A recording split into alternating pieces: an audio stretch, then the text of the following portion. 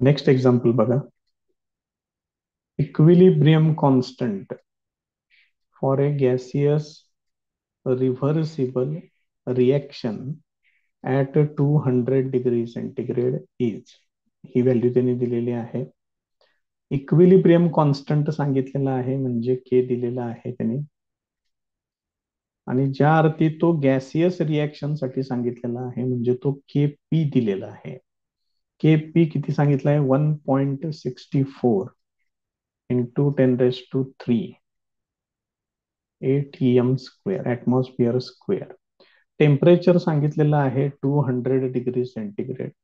त्याच्यात 273 ऍड करा म्हणजे मग हे टोटल किती होणार? 473 केल्व्हिन हे दिलेलं आहे. केपी ची व्हॅल्यू आपण लिहून घेतलेली आहे. डेल्टा जी झिरो हे त्यांनी विचारलेलं आहे. कॅपिटल आर इक्वल टू ती एक व्हॅल्यू लागेल 8.314 जूल पर केल्व्हिन पर मोल. हे एवढं सगळं त्यांनी या प्रॉब्लेम मध्ये आपल्याला सांगितलेलं आहे. मग एक काम करतोय, ही जी काही दिलेली सगळी इन्फॉर्मेशन आहे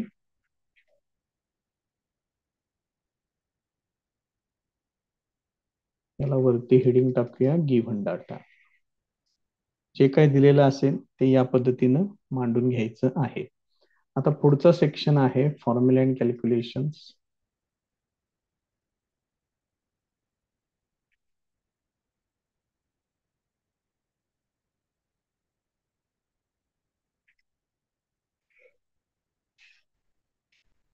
याचा जो फॉर्म्युला आहे तो आहे delta G zero equal to minus 2.303 R T log to the base 10. इथं के पी घ्यावं लागेल तुम्हाला, कारण के पी दिलेला आहे. जर कॉन्सन्ट्रेशनच्या टर्म्स मध्ये जर सांगितलं असतं तर इथं के सी घेतलं असतं. व्हॅल्यूज वापरूया त्याच्यामध्ये. आता 2.303 आर सांगितलेलं आहे 8.314, टेम्परेचर आहे 473, आणि ही जी व्हॅल्यू आहे ती इथं घेतोय खाली. Log to the base 10 K P ची व्हॅल्यू आहे 1.64 इंटू 10⁻³ सगळ्यात पहिल्यांदा ह्या 1.64 आणि ह्या 10⁻³ ह्या सगळ्यांचं मिळून लॉग बघावं लागेल. ज्या अर्थी इथं 10⁻³ आहे म्हणजे ते 3 पॉइंट घ्यावं लागेल तुम्हाला. ह्या पहिल्या सगळ्या टर्म्स मांडून घेतोय. 2.303 8.314 इंटू 473 10⁻³ आहे म्हणून इथं लिहायचं 3 पॉइंट लिहायचं. आणि आता लॉग बघावं लागेल आपल्याला. 16/4 मध्ये बघितला पाहिजे. बघा लॉग 16/4 मध्ये, इथं 16 आहे 16 आणि 4 मध्ये तो आहे 2148. प्रत्येक इथं बघा तेच आहे का आपल्याला बघायचं आहे. 16/4 मध्ये 2148 येतोय.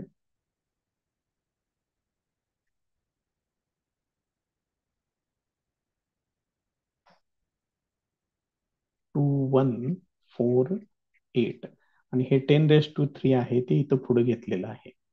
आता या सगळ्यांचे लॉग बघितले पाहिजे, त्यांची बेरीज, आणि मग नंतर तुम्हाला अँटीलॉग बघावं लागेल त्याचा. परत एकदा बघूया काय काय. 23/0 मध्ये 3चा मीन डिफरन्स 36-23 असणार आहे. तरी पण एकदा चेक करू आपण.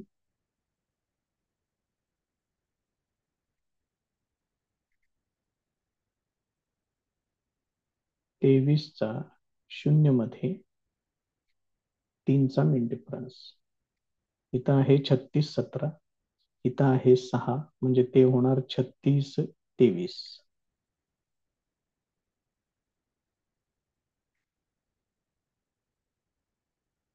तर थोडासा वेळ लागेल, पण प्रॉब्लेम्स लॉग टेबल ज्यांना जमत नाही त्यांचंही काम या ठिकाणी होऊन जाईल. 8.314 ते येणार आहे 0.9198. त्यानंतर 473 ते तेवढं बघावं लागेल 47/3 मध्ये.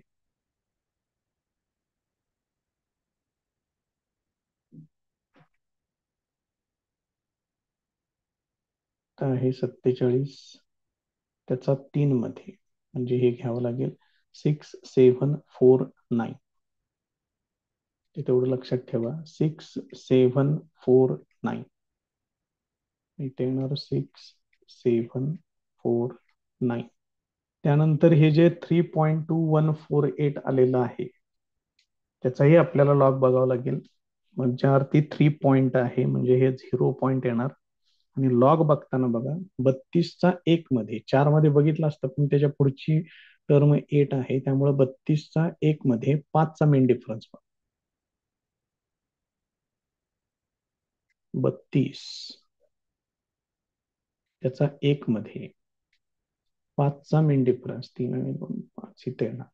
मग 50 65 आणि 7, मग 65 आणि 7 म्हणजे 72 येणार.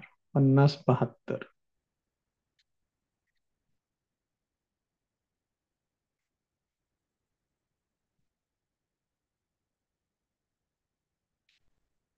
हे असं घ्यावं लागेल. आता यांची बेरीज करायची. 2 11 19 22, चालेल. 2 2 9 13 22 24, 2 9 10 16, 1 6 12 21 24, 2 आणि 2 हे 4, हे एवढे येईल. तर हे मायनस साईन पहिल्यांदा लिहितोय. आता याचा अँटीलॉग बघावा लागेल आपल्याला. 0.46चा 4 मध्ये 2चा मेन डिफरन्स.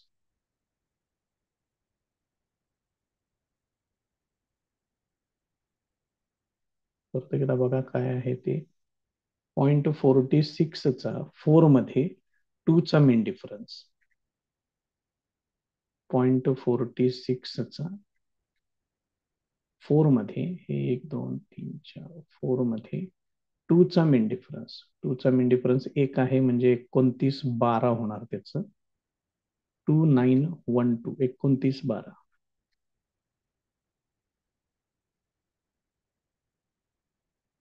2.912 इंटू 10⁻², इथं किती आहे 4.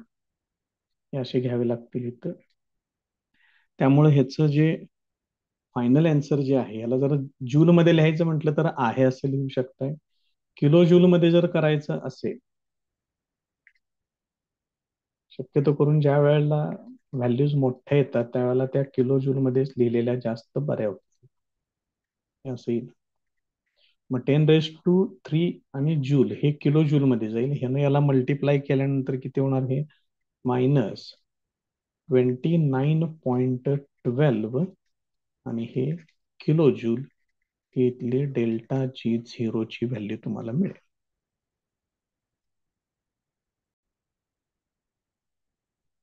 नेक्स्ट क्वेश्चन बघा. Calculate KP.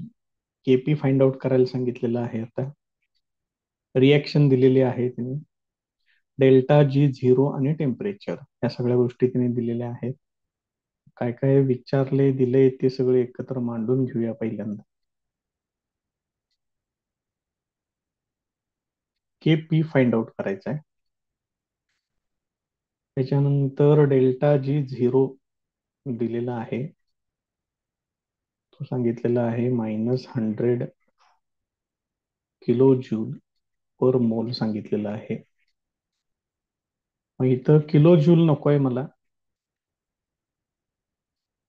त्याचं जूल मध्ये कन्व्हर्शन करतो. मग हे 100 म्हणजे 10चा स्क्वेअर आणि हे 10⁻³ असं मिळून 10⁻⁵ जूल पर मोल ची व्हॅल्यू तयार होईल इथं. त्यानंतर त्यांनी टेम्परेचर दिलेलं आहे 25 डिग्री सेंटीग्रेड, म्हणजेच 298 केल्विन. त्यानंतर कॅपिटल आर लिहून घेऊया, 8.314 joule per mole per kelvin. ही व्हॅल्यू जूल मध्ये असते, त्यामुळे हे किलो जूलचं कन्व्हर्शन जूल मध्ये करून घ्यावं लागतंय, हे लक्षात ठेवा. आता हे सोडूया आपण, काय होते तयार त्याच्यामध्ये बघूया.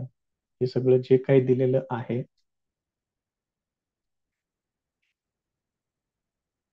याला लिहायचं गिवन डाटा.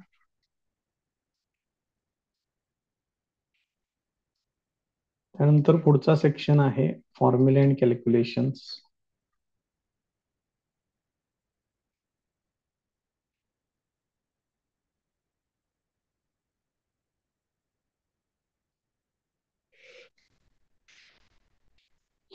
तर delta G zero equal to minus 2.303 R T log K P to the base 10. मला के पी फाइंड आउट करायचा आहे, तो इथं आहे. त्यामुळे ही जी टर्म आहे ही टर्म बाजूला ठेवतोय आणि हे बाकी सगळं पलीकडे पाठवून देतोय. त्यामुळे हे काय होईल बघा बरं, log to the base 10 of K P is equal to ह्या डेल्टा जी झिरोला या बाकीच्या टर्म्सनी डिव्हाइड करायचं आहे. मायनस साइन पण आहे त्याच्यात, हे असेल. आता डेल्टा जी झिरोची व्हॅल्यू जी आहे ती आहे -10⁵ डिव्हायडेड बाय -2.303. आर ची व्हॅल्यू आहे 8.314. टेम्परेचर आहे 298 केल्व्हिन. आता परत एकदा आता इथं आपल्याला लॉगनं हे सोडवावं लागेल. त्याच्यातलं 2.303 त्याच्या आधी अजून एक किरकोळ कामावरून घेतोय, मायनस मायनस प्लस करून घेतोय. 2.303 ते येणार 0.3623 येणार. त्यानंतर 8.314 त्याचं येणार 0.9198 आणि 298 ते तेवढं बघावं लागेल आपल्याला 29चा 8 मध्ये.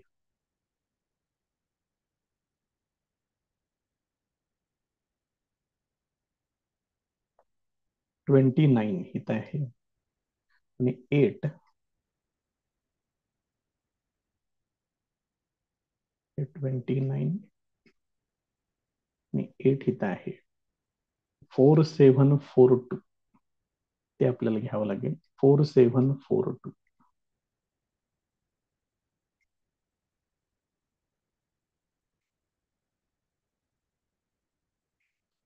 यांची बेरीज करूया. 2 10 13 3 हातचाला 1 1 5 14 16 6 हातचाला 1 1 8 9 15 5 हातचाला 1 1 5 14 17. इथं 2 आणि 1 3. आता हे अंशामध्ये 10⁵ आहे. त्याला मी असं लिहितोय 5.000 असं लिहू शकताय तुम्ही त्याला. आणि हे आहे 3.7563. हे आहे छेदाचं कॅल्क्युलेशन. 3 आणि 7 10, 7 आणि 3 10 हातचाला 1 6 आणि 4 10 हातचाला 1 8 आणि 2 10 हातचाला 1 5 मधून 4 गेले, 1 राहिला शिल्लक इथं. आता याचा एंटीलॉग आपल्याला बघायचा आहे. याचा एंटीलॉग 0.24चा 3 मध्ये 7चा मेन डिफरन्स 0.243 मेन डिफरन्स 0.243 मध्ये 7चा मेन डिफरन्स तो इथे. म्हणजे हे येणार किती 1753 येणार. 1753 म्हणजे हे येणार 1.753 इंटू 10⁻, इथे कॅरेक्टरिस्टिक किती आलेले आहे 1. म्हणजेच हे येते 17.53. मात्र ही व्हॅल्यू कुणाची आहे ते बघा पहिल्यांदा. Log KP to the base 10 आहे हे. आता मला फाइंड आउट करायचं आहे केपी. आता केपी जर फाइंड आउट करायचा असेल तर याचा अँटीलॉग तुम्हाला बघावं लागेल. हे स्टेप बघा व्यवस्थित काय केलंय आपण ते. आणि 17.53 याचा अँटीलॉग बघायचा आहे. परत एकदा इकडे येऊया. 17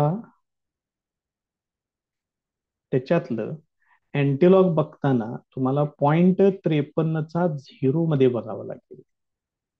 0.53 त्याचा झिरो मध्ये. इथं आहे 0.53, झिरो मध्ये एवढे येणार 3388.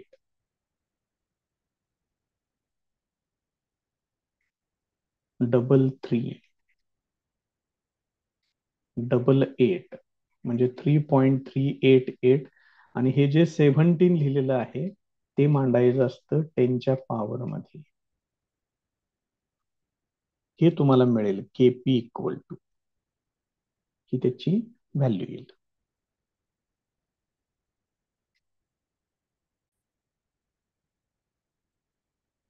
नेक्स्ट क्वेश्चन बघा काय काय दिलेलं आहे. ही एक रिएक्शन दिलेली आहे. या रिएक्शन साठी केपी ची व्हॅल्यू सांगितलेली आहे. केपी इक्वल टू 9 इंटू 10⁻⁻10 हे केपी दिलेलं आहे. डेल्टा जी झिरो विचारलेला आहे. त्यानंतर परत एकदा टेम्परेचर तेच दिलेलं आहे 298 केल्विन. 25 डिग्री सेंटीग्रेडचं कन्व्हर्शन करून बघा तुम्ही पाहिजे तर. Capital R equal to 8.314 joule per mole per kelvin. मग आता बघू परत एकदा मगाच्याच पद्धतीनं सोडूया त्याला. म्हणजे जी काही दिलेली इन्फॉर्मेशन आहे या सगळ्याला मी कन्सिडर करतो इथं गिव्हन डाटामध्ये.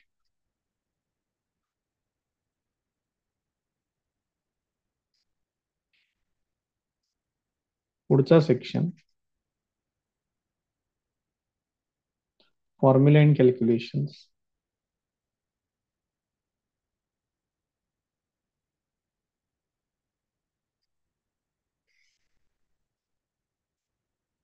मग delta G zero equal to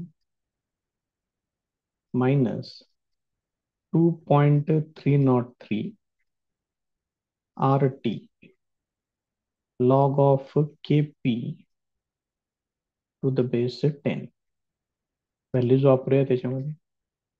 -2.303, R आहे 8.314, टेम्परेचर आहे 298 केल्विन आणि इथे येणार लॉग टू द बेस 10.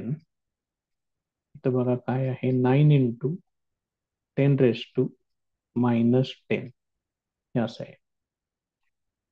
ह्या ज्या पहिल्या 3 टर्म्स आहेत वजा चिन्हासहित त्या मी आहे अशाच लिहितो. 2.303, 8.314, 298. याचं तेवढं आता आपल्याला लॉग लिहावा लागेल.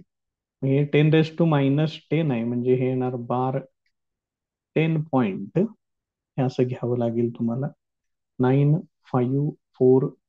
मग आता ह्याला जर बार 10 घेतलं तुम्ही तर मग ह्याला सोडवायचं कशा पद्धतीनं असा प्रॉब्लेम तिथं क्रिएट होणार. बघा लक्षात येते का. त्यामुळे हे अशा टर्म्स साठी काय करायचं ते जरा बघून ठेवा. याला जी सगळ्यात सिंपल मेथड जी आहे त्याच्यासाठी काय करायचं बघा.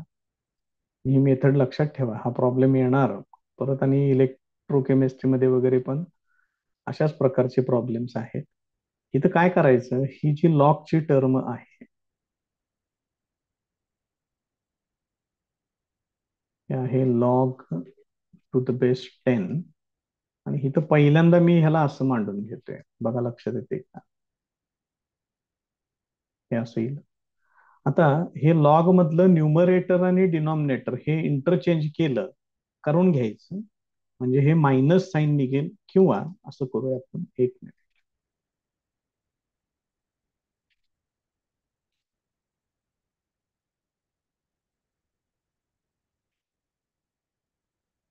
इथं हे मायनस साईन एक्स्ट्राच घेतोय आणि हे जे न्यूमरेटर डिनॉमिनेटर आहेत अंश आणि छेद ते घेतोय बदलून.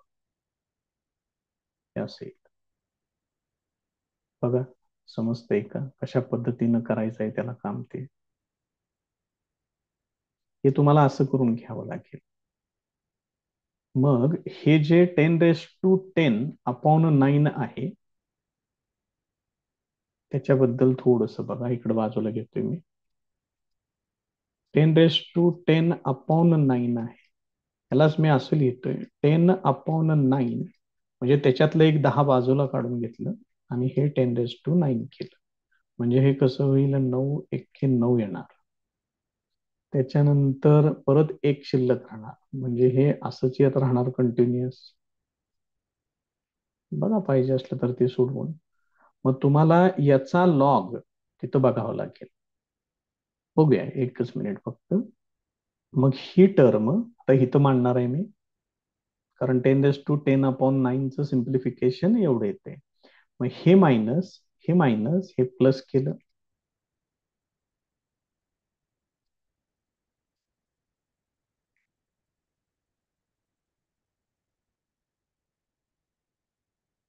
आता हे मायनस आणि हे मायनस निघून गेलेलं आहे.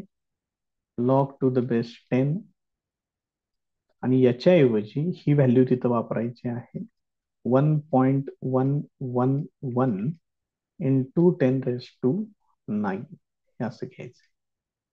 आता तुम्ही याचा लॉग इझिली बघू शकताय. बघून घेऊया आता आपण ते, आणि पुढच्या कॅल्क्युलेशन मध्ये सुद्धा तुम्हाला कुठं काहीही अडचण येणार नाही. मग अशी बार 10 लिहिलं होतं बघा, तिथं मात्र आपल्याला नक्की प्रॉब्लेम आला असता. आता इथं कसं येणार बघा, 9 पॉईंट येणार, कारण 10⁻9 आहे त्यामुळे कॅरेक्टरिस्टिक 9 घेतली. आता याचा लॉग बघायचा आहे 11चा 1 मध्ये 1चा मीन डिफरन्स बघायचा.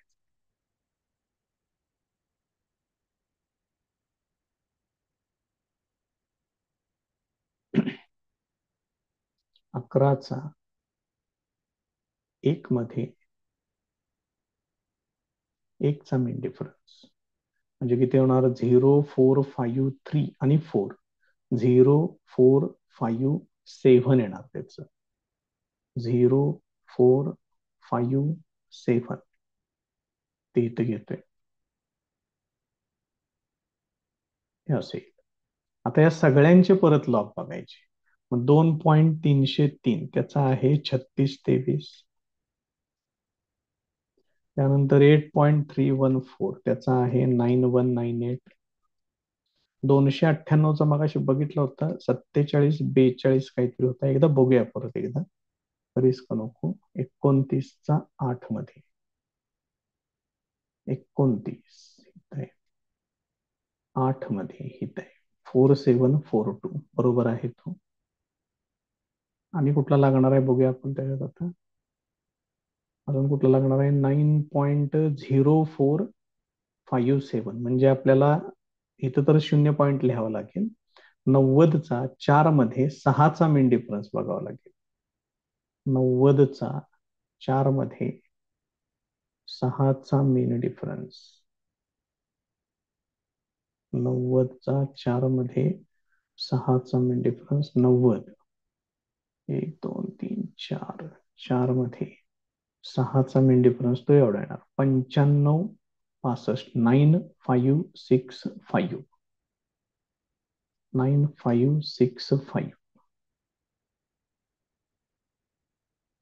0 पॉईंट येणार ते, 9565. आता यांची बेरीज करायची, 5 आणि 2 7 आणि 8 15 आणि 3 1808, चालाय 1 7 11 20 22, चाले 2 7 14 15 21, चाले 2 2 11 15 24 आणि 3 27, अशी 7, चाले 2 2 आणि 2 हे होणार 4. मग हे टोटल, आता ह्याचं अँटीलॉग बघावं लागेल. 0.71चा 2 मध्ये 8चा मेन डिफरन्स, 0.71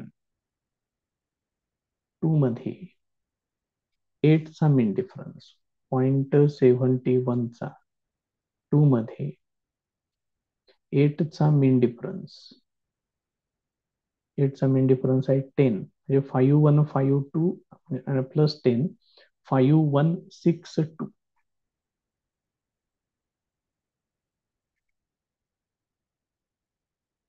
5.162. × 10⁻⁴ एवढी व्हॅल्यू त्याची येते. ही येणार आहे जूल मध्ये. हे आहे डेल्टा G0. मग ह्याचं परत किलो जूल मध्ये मला करायचं आहे. तर हे होणार 5.162 × 10 × 10⁻³ जूल मध्ये आहे हे. हेच किती होणार, याला 10 मल्टिप्लाय केलं की हे होणार 51.62 आणि 10⁻³ साठी वापरा किलो आणि हे जूल. हे त्याचं फायनल आन्सर. बघा आता नेक्स्ट प्रॉब्लेम. काय काय विचारलेलं आहे, बऱ्याच गोष्टी दिलेल्या आहेत, बऱ्याच गोष्टी विचारलेल्या सुद्धा आहेत. एक एक एक एक बघूया आपण त्याच्यामध्ये काय काय आहे. काय म्हटले बघा, calculate the total heat required. त्याला मी कन्सिडर करतोय डेल्टा एच टोटल, हे कन्सिडर करतोय. त्याच्यात परत त्यांनी सेक्शन केलेले आहेत. फर्स्ट सेक्शन म्हटलेलं आहे to melt 180 gram of ice at 0 degree centigrade. म्हणजे त्याचं मास दिलेलं आहे. त्यानंतर सांगितलंय त्याचं 0 डिग्री सेंटीग्रेड सांगितलेलं आहे. म्हणजे तिथलं टेम्परेचर मी कन्सिडर करतोय 0 डिग्री सेंटीग्रेड, म्हणजेच ते होणार 273 केल्विन होणार. त्याला आपण T1 कन्सिडर करूया. त्याच्यानंतर त्यांनी सांगितलेलं आहे, सेकंड पार्ट केलेला आहे त्याचा, heat it to 100 degree centigrade. म्हणजे त्याला हीट करायचं आहे 100 डिग्री सेंटीग्रेड. म्हणजे याच्यात परत 273 ऍड करा 100 डिग्री सेंटीग्रेड मध्ये, ते होणार 373 केल्विन. त्याच्यामध्ये सुद्धा किती हीट एनर्जी चेंज होईल तो पण फाइंड आउट करायचा आहे. आणि थर्ड सेक्शन म्हटलेलं आहे त्याचा व्हेपरायझेशनला किती व्हेपराइज करायचं आहे, म्हणजेच त्याचं कन्व्हर्शन व्हेपर मध्ये, लिक्विड मधून सॉलिड मध्ये, लिक्विड मधून गॅसियस स्टेट मध्ये. म्हणजे त्यांनी थोडक्यात काय केलेलं आहे बघा, सॉलिड फॉर्मॅट म्हणजे आईस, त्याचं कन्व्हर्शन केलेलं आहे लिक्विड फॉर्मॅट मध्ये जे वॉटर, आणि नंतर त्याचं कन्व्हर्शन केलेलं आहे वॉटर व्हेपर मध्ये म्हणजे गॅसियस स्टेट मध्ये.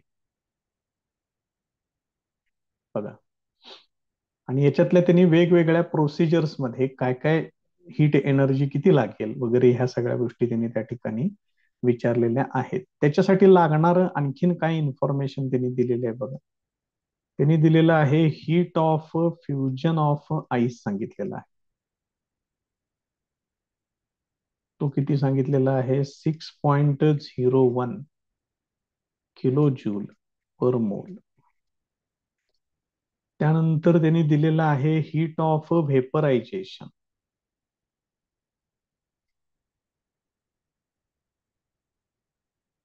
वॉटरसाठी. ते किती सांगितलेलं आहे, 40.7 किलो जूल पर मोल. ही व्हॅल्यू त्यांनी सांगितलेली आहे at 100 degree centigrade. He value त्यांनी सांगितलेली आहे ऍट 0 डिग्री सेंटीग्रेड. मग हे पहिल्यांदा एक गोष्ट लक्षात ठेवा की हे फ्युजन आणि व्हेपरायझेशन जे आहे, या दोनही व्हॅल्यूज कुणासाठी आहेत, 1 मोल साठी सांगितलेले असतात. मग सगळ्यात पहिलं आपल्याला काम हे करावं लागेल की हे जे मास त्यांनी सांगितले 180 ग्रॅम, त्याचे मोल्स किती होतात ते पहिल्यांदा फाइंड आउट करावं लागेल. मग number of moles of water,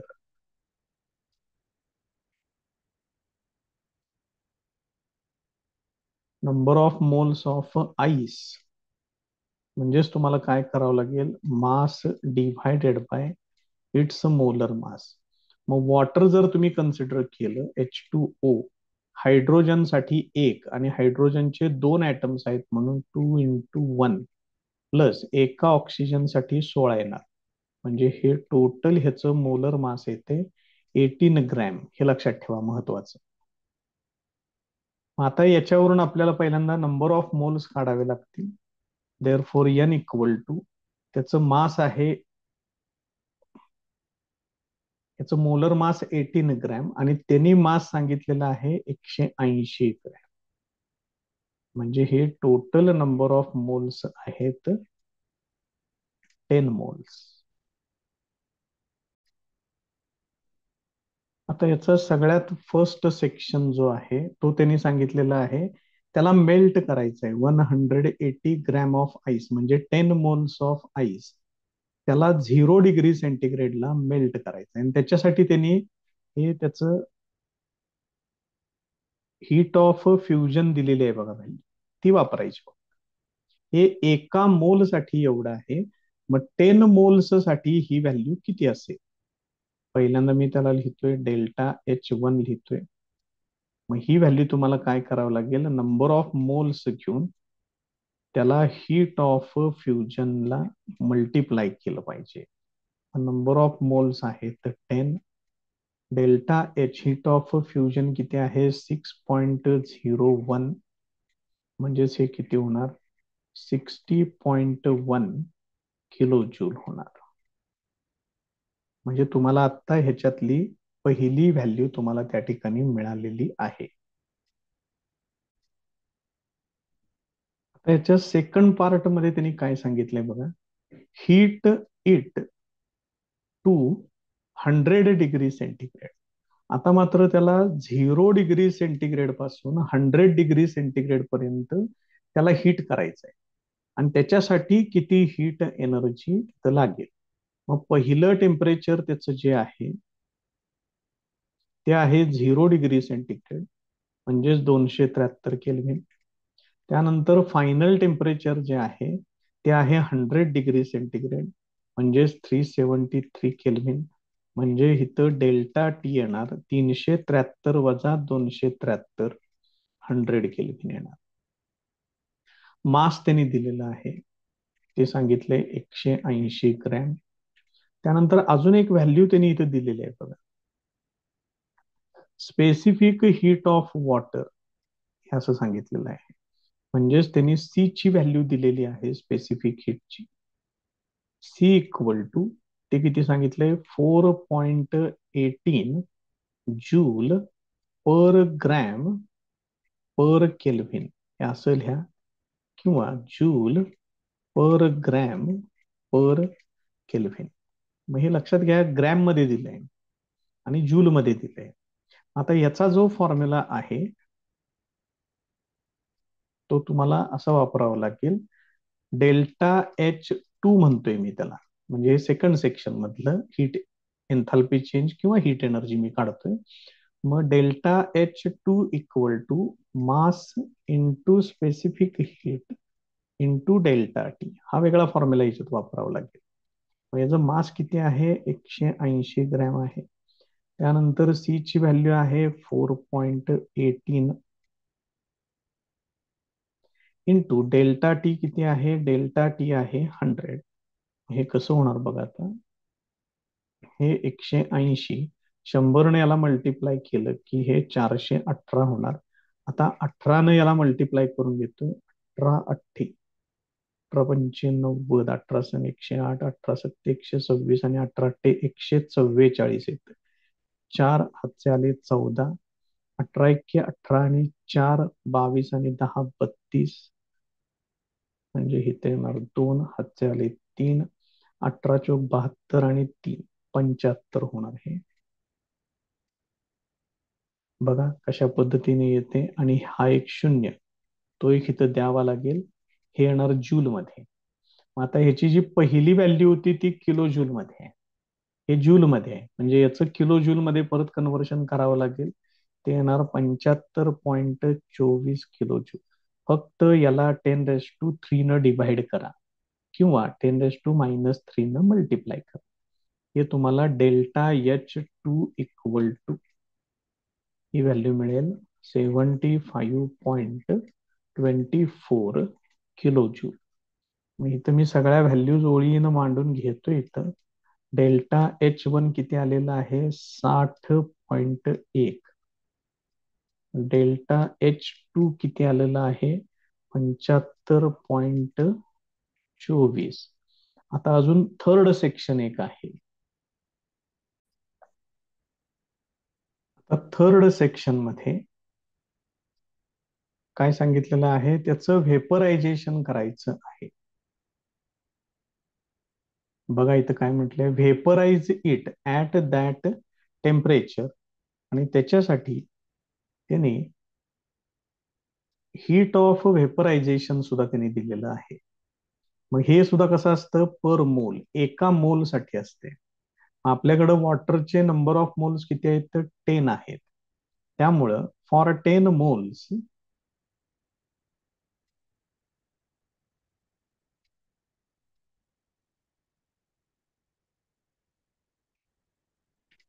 हे किती येणार, ह्याला मी डेल्टा H3 घेतोय. म्हणजेच हे काय येणार, 10 into heat of vaporisation for water, हे असं येणार.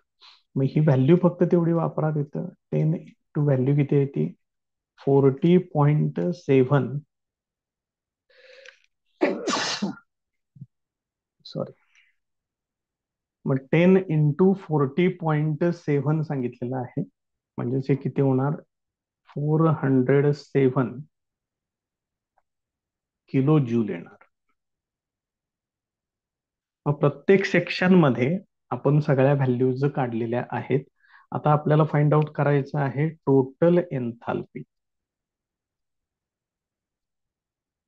काय म्हटले, टोटल हीट म्हटले, ठीक, त्या पद्धतीने म्हणून total heat required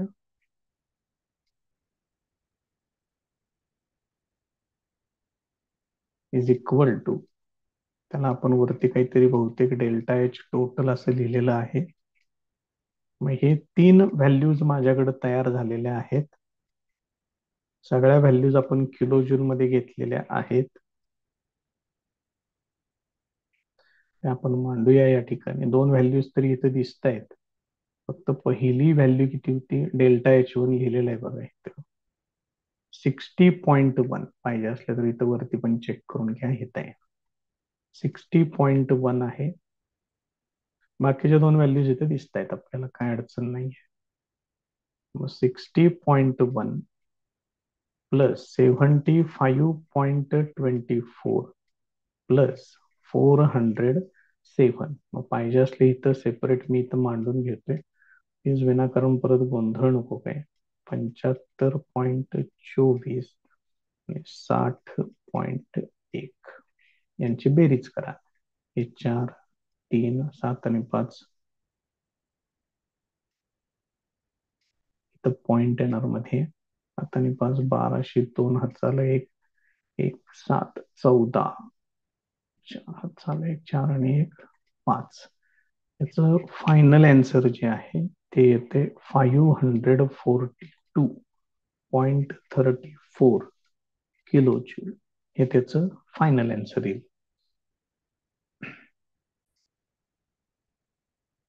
next example बघा. त्यांनी इथं असं सांगितलेलं आहे, when 6 gram of O2 reacts with, he reaction त्यांनी दिलेली आहे या ठिकाणी. The enthalpy change is, enthalpy change एवढा सांगितलेला आहे. म्हणजे हा एन्थाल्पी चेंज कोणासाठी आहे, 6 ग्रॅम ऑफ ऑक्सिजन साठी. मग त्यांनी विचारलेलं आहे what is the standard enthalpy of the reaction. मग इथं जरा बघा, ऑक्सिजनचं इथे समोर काय दिसत नाहीये, म्हणजे तो 1 मोल आहे. मग सगळ्यात पहिलं काम करा, 1 मोल ऑफ ऑक्सिजन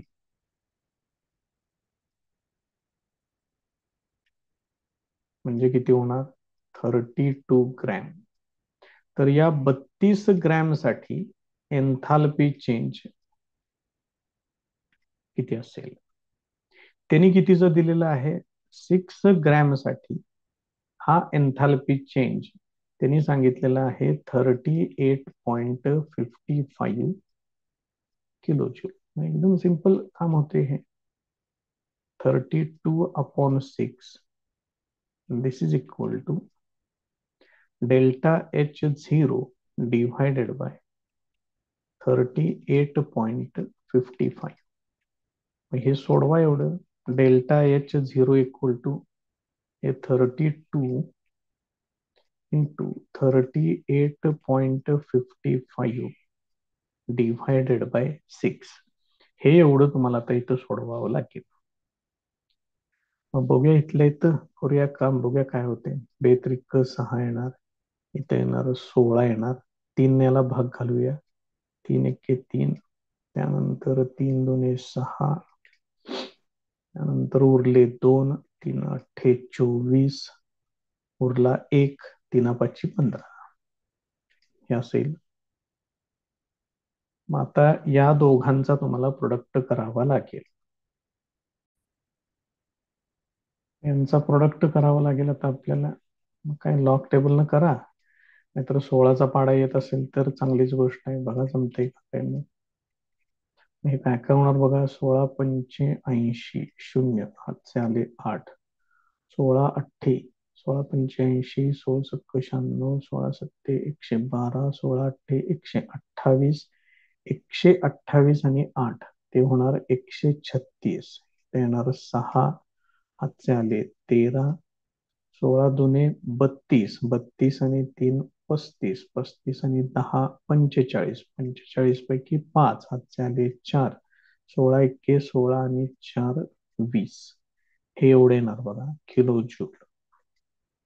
आणि हेच त्याचं आन्सर आहे.